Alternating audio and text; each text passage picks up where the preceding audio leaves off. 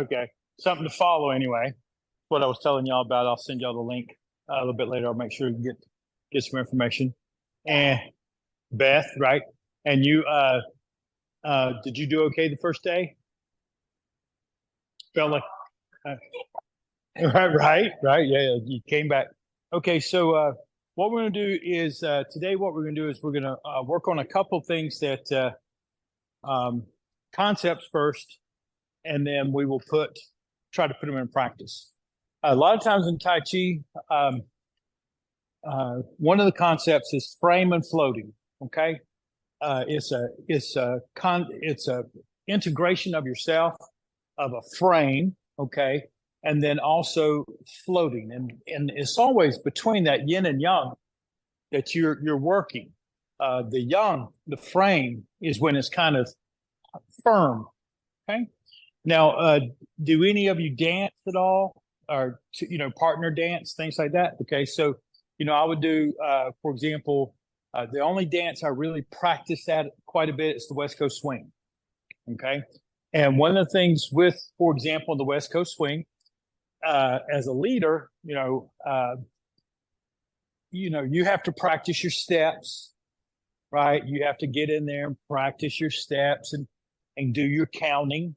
Right, so you know where your feet are supposed to be on each count: 1, 2, 3, 4, 5, and 6, and move yourself properly, and then be able to do your pass to the right, pass to the left, right, and then you have the turn and those are the 4 basic strokes techniques that you have to keep practicing. The reason I bring this up is because as a lead. That's very much the difference between frame and float. Now, I'm going to borrow Julie for a minute, and I have no idea what kind of dancer she is. But the idea is that when you're in a dance, if you're just yanking somebody across the floor, that's not a lead. That's a yank. And so when you're doing Tai Chi and you're sitting there and you go, that's not brush knee. That's not brush knee. Okay? Because now all you're doing is throwing and yanking. Okay? A lead is where I use my body, and then she can feel that gentle connection. First, we have to have the connection. Sit back just a little, not too much, just enough. And not this, okay? Because if you did this, you notice that didn't change. Yes. It didn't change. That changed. Now you can feel that connection. Now, once you have that connection in Tai Chi, this would be an adherence. We want to maintain that connection because now that's a loss. All right. So the concepts in it related very easily for me going from Tai Chi to the West Coast swing. When you get ready to do the lead, again, it's not a yank, and you can't be a fish hand either. This is the worst. That most women will tell you that's the worst person to dance with, right? The fish hand, right? Because you have no idea what the hell they're asking you to do, right? Now, the yanking is just a physical trauma, but at least you know what they're trying to ask you to do, right? But when you're trying to lead properly, you use your whole body, you pull, step, and then you ask to stop. And you do it all through this. Now, you notice that the frame, when I stepped, this didn't change. The frame stayed the same. Okay, that's the frame. And then when I need her to pass, I float. And then I reset frame to ask her to stop. Now, that whole concept, she just felt, even though she didn't know what I was doing. But she could feel it as I asked her to go, asked her to continue by floating, and then to stop, to pause. So irregardless of which side of the lead you are on, the concept is still the same. So when I'm doing brush knee, for example, there's a frame. And it goes, and the frame is still the same. And then it floats. And then maybe it floats into something else, and then the frame stays, floats a little, frame, float a little, frame. float a little, frame, framing and floating, framing and floating.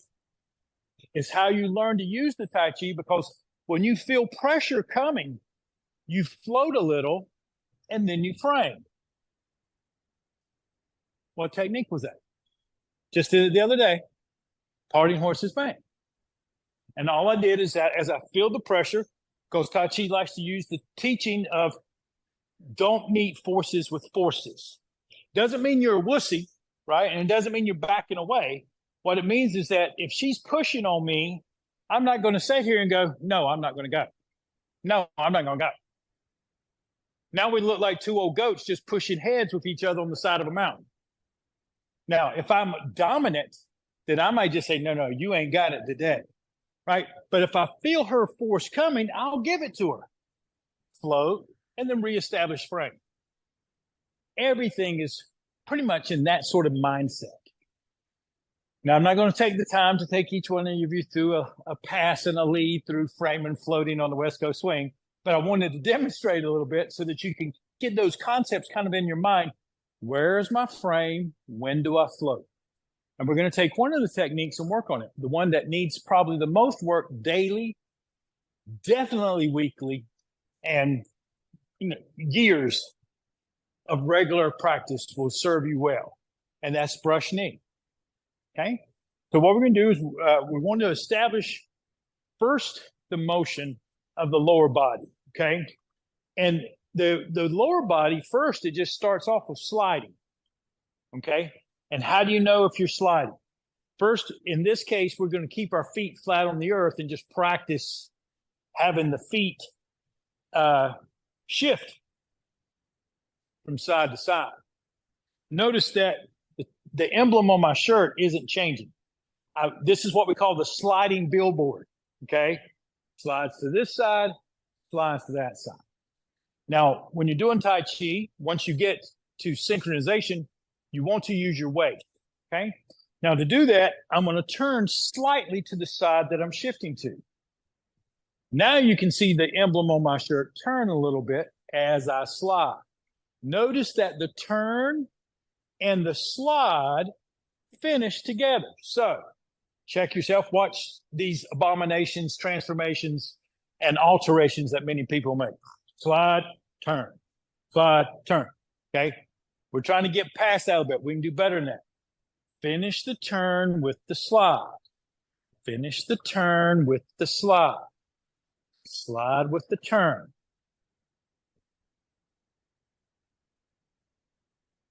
Looking pretty good. Keep your framework up, right? Because we don't want to be, bowing side to side either. Now, once you get the slide and turn, cloud hands becomes relatively simple if you start from here. And by that, what I mean is that you just extend the arm to the side that you're sliding and turning. And then the other one comes down as that one goes out. So as I turn and slide, that hand goes out. As I turn and slide, that hand goes out. I'm just focusing on that one piece for right now so I don't overload my brain.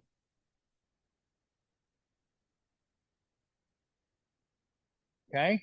There's various ways to do it. Some of you will hold your hands flat, like, you'll see me doing. Some have, do it like so. You'll see videos where they'll do it like so, just as easy. That's really insignificant. What's more important are the big chunks that we're talking about right now. Now, notice, let's reapply that principle that we were just talking about, framing and floating. If you notice that when I move, notice that there's the float and there's the frame. I frame over, float. Frame over, float. My hands aren't just moving willy-nilly. I shift, float, shift, float. Keep that going for just a moment. Take a little break if you need to, because for some of you, it might get a little hard on the shoulders or things like that. Okay. Looking pretty good.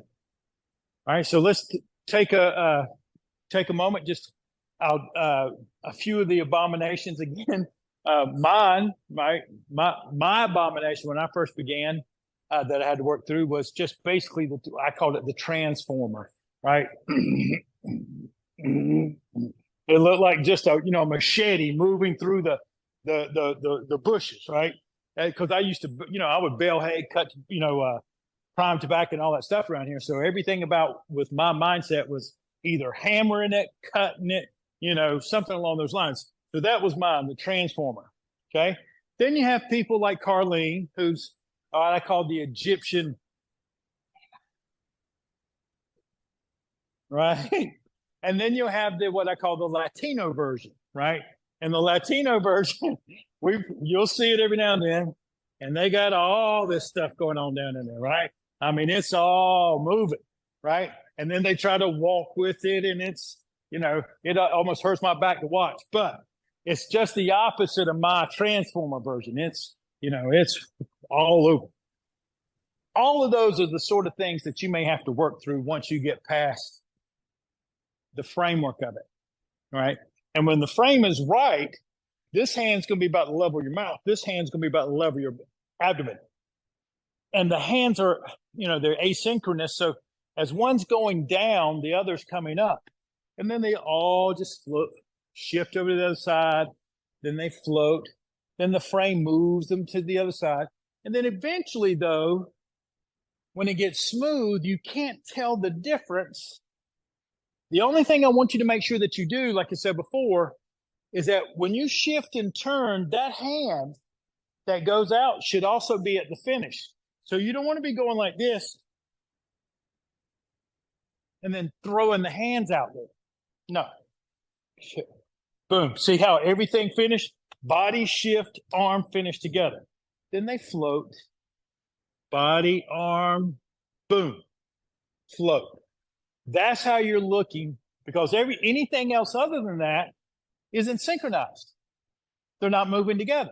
One's moving at its own beat, and the other's moving at its own beat, and they don't serve one purpose. And now we're back to that sort of action. When you let the hands float, is now all of a sudden you're back to fish hands and yanking and all that other stuff, and you don't really execute a good lead, right? So it's got to come from your frame. All right, let's try a few more. And then we're going to talk about it, just a few more cloud hands. Usually what was recommended for me was to do about 50 a day. It's a good place to start. And I'm laughing because I can think of Julie. I used to walk out of the building and see her practicing on her steering wheel.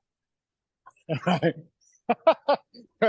No joke, right? So don't underestimate the value of practice. Maybe your ability to just sit, and it's great for your overall length and breathing and work, because it gets those joints moving and smooth. Okay.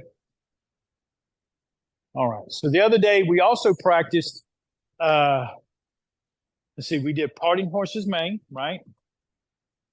And you weren't here the other day. That's right. Say again. Mirror hand. That's right.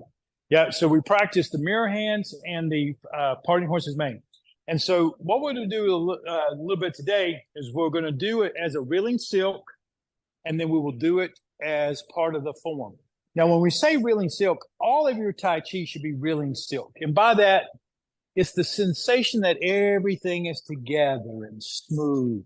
That's what requires the meditative component.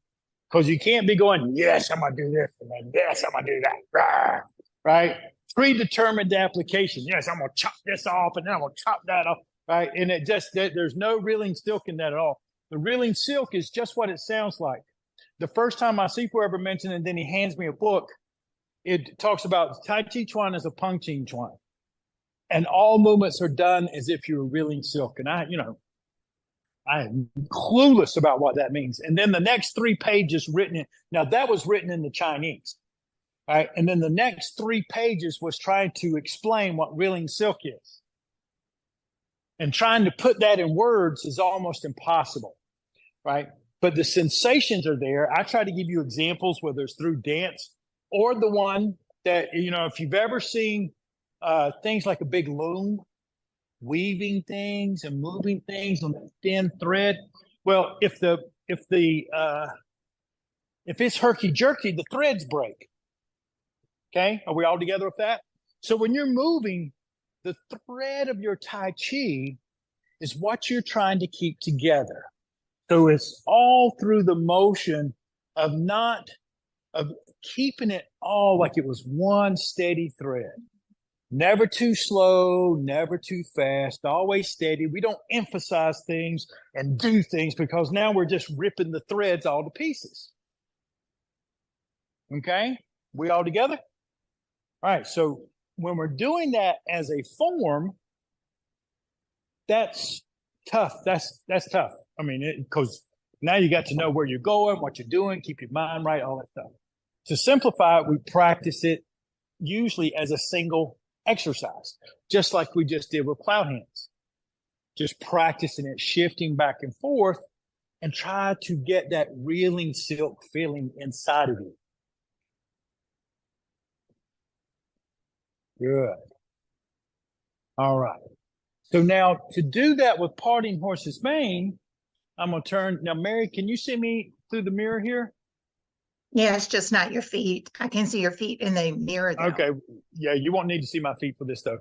All right. So what we're going to do, we're going to be doing a reeling silk exercise. And what that means is we're going to take one movement and we're going to just do it over and over again. And then we'll work on form a little bit. So parting horse's mane, we start with what we talked about the other day. What is this called, Beth? Hold the baby. I had a girl. There you go. Look at that. I was a good teacher, right? All right. So we're going to start here, hold the baby, and then we go out to the parting horse's mane. And then as we roll back, the lower hand circles, we sit back, and then we stretch it out again. My Sifu used to, say, okay, think about it like this. Roll the taffy, stretch the taffy. Roll the taffy, breathing in, stretch it, breathing out. Now, the same thing we just spoke about in cloud hands apply. We're in a bow stance this time, but notice how when I come back, my arms have finished and gotten to hold the baby. At the same time, my body settles and my weight is back. When I stretch the taffy, my leg, my waist, and my arms finish together. Come together, stretch together. Come together, stretch together. You doing okay, George?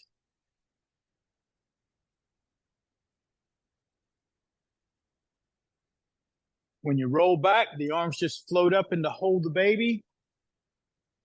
And stretch out again. We're going to do 3 more. There you go, Carlene.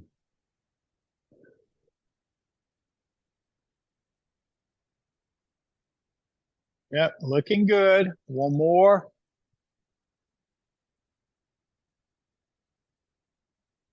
Good. All right, just pull it together. All right, so just like you were practicing a guitar note, you take a little break, shake it out, rub your fingers. If you've never practiced guitar the first time, man, your little fingers, they get numb, right? All right, so any questions so far? No. Okay. All right, let's do the other side. We'll do about 9 to 10 reps. First, we start, hold the baby, weight back, shift forward, and now.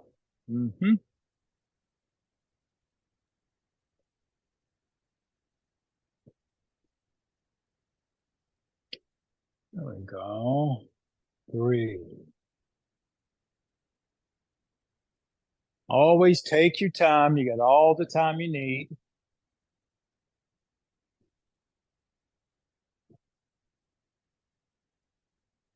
Beth, put your right leg forward a little bit. Carlene, help her with it. Yeah, there you go. Yeah, that's okay. It's Julie, pop over there beside her. Yeah, other side-itis, that is actually a diagnosis in Tai Chi. When you do the other side and everything falls apart, totally normal. We'll do a few more. 3. When you hold the baby on the left, there you go. The left hand's up.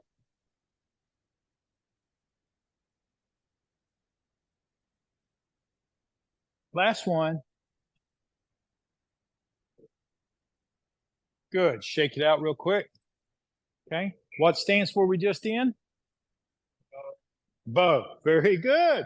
Boy, y'all are just smoking it today. I like it. All right. So the bow stance. The other technique that we practiced after that the other day was the mirror hand. And the mirror hand, if we're just practicing it by itself, it's just right here. Okay. It's kind of a smaller version of the one we just did. Okay. And what happens is that it rolls here and it presses back out. And it just rolls and out. Like I said, it's a little smaller version. The roll's not as big. But the idea of rolling back and then press up and out. Mm-hmm. Good.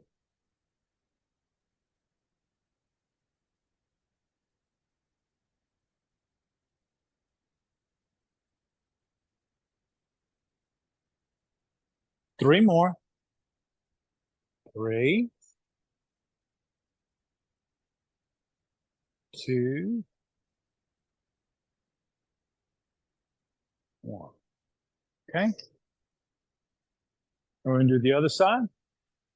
The idea with the reeling silk too, it gives you a chance to practice intention, right? So when we're out here in the mirror hand, we want to have this feeling like we're pushing up and out, right? Yep.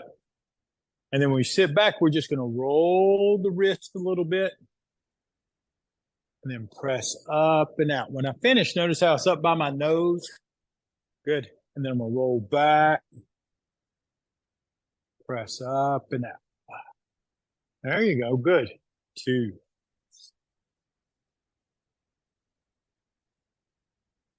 3. 4, 5,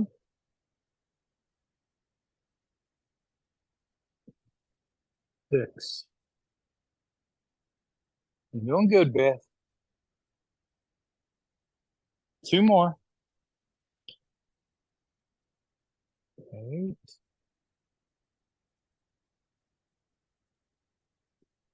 9. Good. Okay. So far, so good. All right. Any questions? No. All right. So what we're going to do is we're going to go and we're going to do the one we did first the other day. We're going to do last today. And that's the one where we did settling in the sea. We're going to do that a few times, and then we're going to walk through the first set of the form that we started the other day. Okay? So all we want to do here in the beginning is just let the hands float. We'll do this 5 times, okay? Just, again, reeling silk. Like a buoy just floating up and then descending in the sea, just settling in the ebb and flow. 2.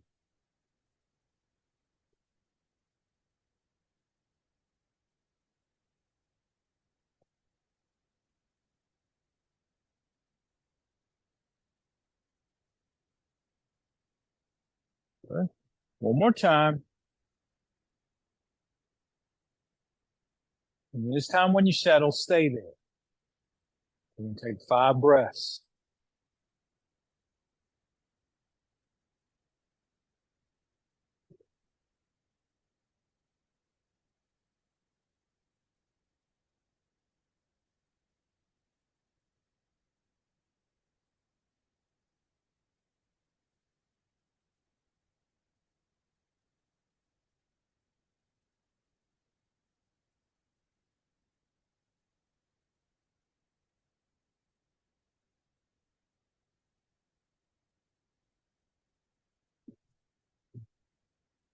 All right.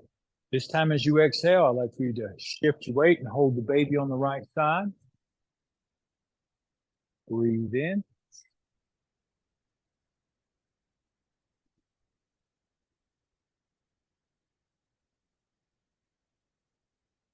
Good.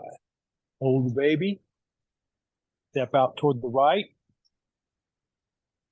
Mirror hand. Good. Just reach out a little bit and turn the palms over. And now we roll back. When we roll back, the arms finish here with the sensation of gently sliding down the slide to here. Okay? Let the left hand float. Come up to the wrist. Begin to press forward. Turn your waist. And just stop right there. That's okay. Look at Julie Beth. Look at Julie. Put your hands up.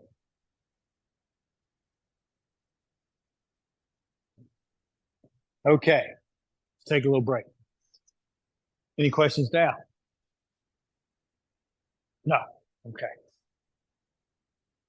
Does this video be better, you think, having both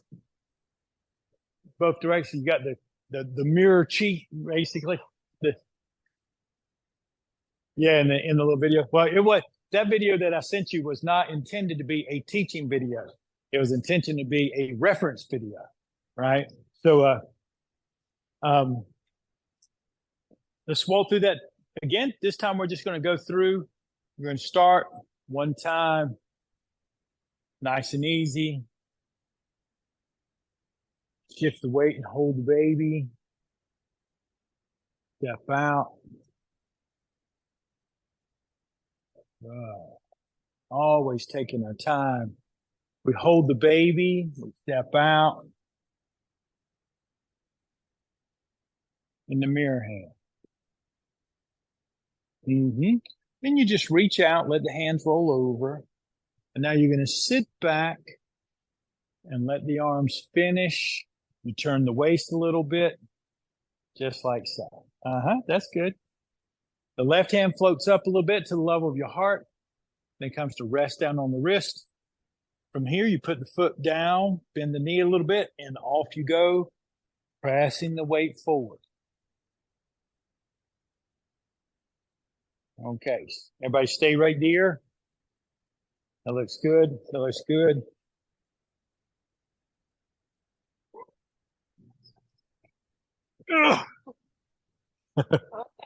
There you go. Good. That technique is called G, two-hand press. Okay? All right, rest.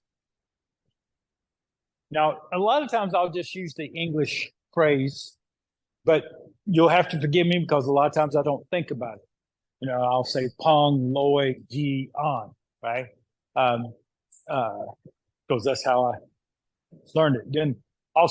But you know, when he was teaching, he would mirror hand, roll back, two-hand press, two-hand push, which is what we're going to get to. Hopefully today we'll get through all four of those. Okay. All right. Before we go any further, any questions? No. Okay. Just reps. All right. So, let's do this. No, I tell you what, let's just stay where you are and we'll just go through it right where you are. The only thing I'm going to do different this time is I'm going to get on this side of the camera. Okay.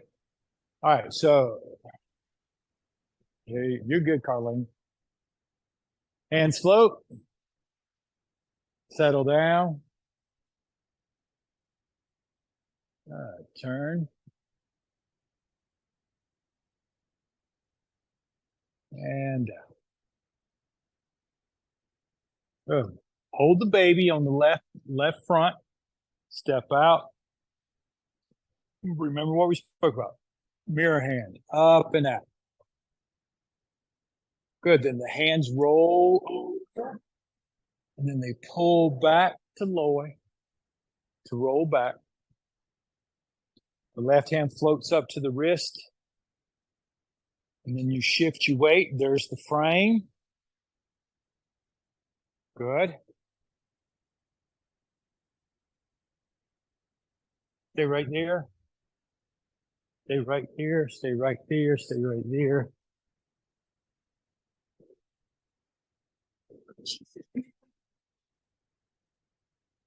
Okay. Now from here, wash the back of your hand. Walk the hands over. And then 2-hand push out. When you're pushing out, don't think about what I want you to think about is down and out. So like your palms are pressing down and out about 45 degrees. Okay. All right. Take a little break. Pop over here real quick.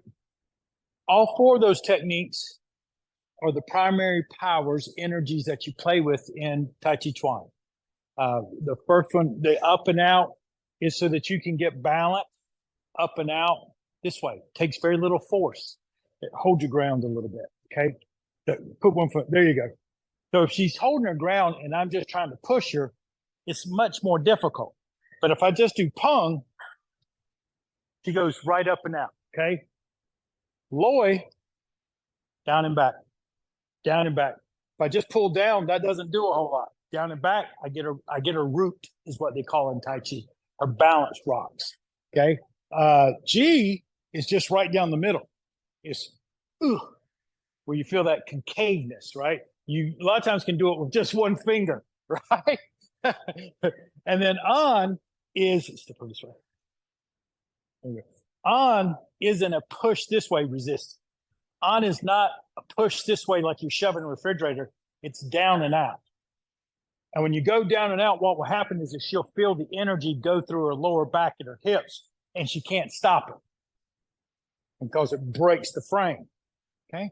So in all 4 instances, when you're trying to learn to apply Tai Chi Chuan from a martial concept, the techniques are not as important as understanding the concept.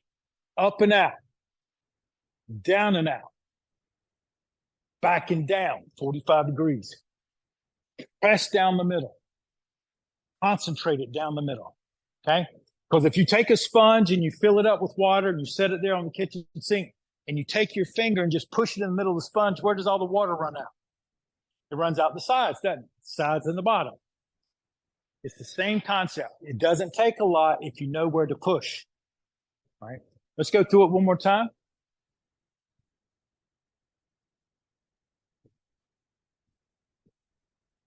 And slope. Settle down. Good. Hold baby. Out. Good. Hold the baby. Step up and out. Lift the weight. Mirror hand.